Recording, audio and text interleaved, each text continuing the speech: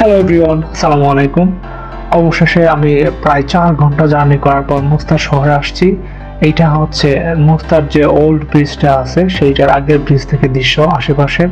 তো যাই হোক, আমি এখানকার লোকাল কিছু পার্সনকে জিজ্ঞাসি বা মানুষকে জিজ্ঞাসি, তারা বলছে যে আমি যদি অ্যারাউন্ড 5 থেকে 10 মিনিটসের মতো হাঁটি তাহলে আমি ইজিলি সেই মুস্তার ব্রিজ বা ওল্ড ব্রিজের কাছে যেতে পারবো।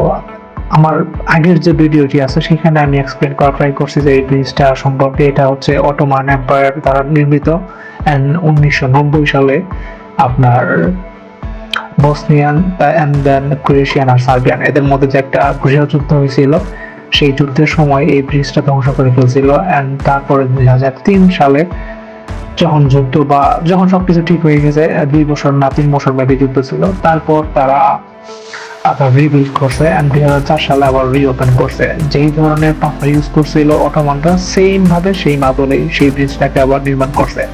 তো যাই হোক, এটা হচ্ছে মুস্তার ব্রিজের আগের ওল্ড টাউন, যেটা টার্কিশরা করে গেছে এন্ড তারপরে হাঙ্গেরিয়ানরা আবার শাসন করছে। তো যাই হোক, এইভাবেই মানে যুগের পর যুগ দুইটা এম্পায়ার এই দেশে শাসন করে গেছে। বাট আমাদের দেশের চেয়ে অনেক ভালো অবস্থা এদের।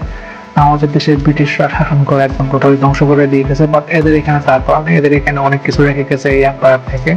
যেমন আপনার রাস্তাঘাট থেকে শুরু করে বিল্ডিং বা টাকা পয়সা এতটা লুট করে নাই হাঙ্গেরিয়ান আর টার্কিশরা।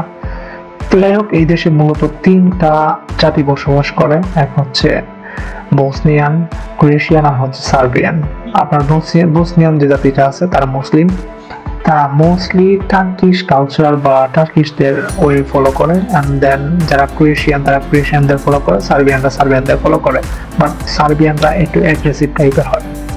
তো যাই হোক, আমি তো হাঁটতে আছি, এটা ওই টাউনের ভিতর হাঁটতেছি। এটা হচ্ছে ব্রিজের উপর থেকে দৃশ্য। চারদিকে এরকম অবস্থা, নিচে অনেকেই দূর দিয়ে জার্নি করতেছে। প্রত্যেক ঘন্টায় 10 ইউরো বা 11 ইউরো করে দিতে হবে। নাও আমি ট্রাই করবো নিচ থেকে কেমন দৃশ্য দেখা যায় এই ব্রিজের, সেটা দেখানোর জন্য।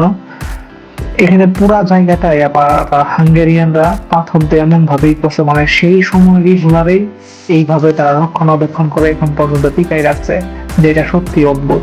একমাত্র ইউরোপেরই আপনি দেখতে পারবেন 300 বছর, 500 বছর বা 1000 বছর আগের যে ঐতিহ্য বা জিনিসগুলো এখনো তারা ধরে রাখছে। বিশ্বের অন্য কোনো দেশে এরকম নাই এই সভ্যতা গুলা।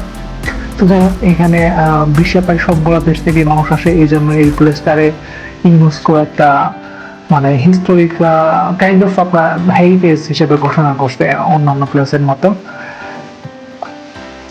তো নিচ থেকে এইখান থেকে আপনি অনেক টিকিট কাটে নিচ দিয়ে ঘুরতে পারবেন ওরকম বুটে করে। প্রত্যেক ঘন্টার জন্য 11 থেকে 12 ইউরো এরকম দিতে হবে। এই হচ্ছে ভিউ নিচ থেকে মুস্তার স্টার মস্ট ব্রিজের। যাই হোক, আই হোপ আপনারা এনজয় করছেন।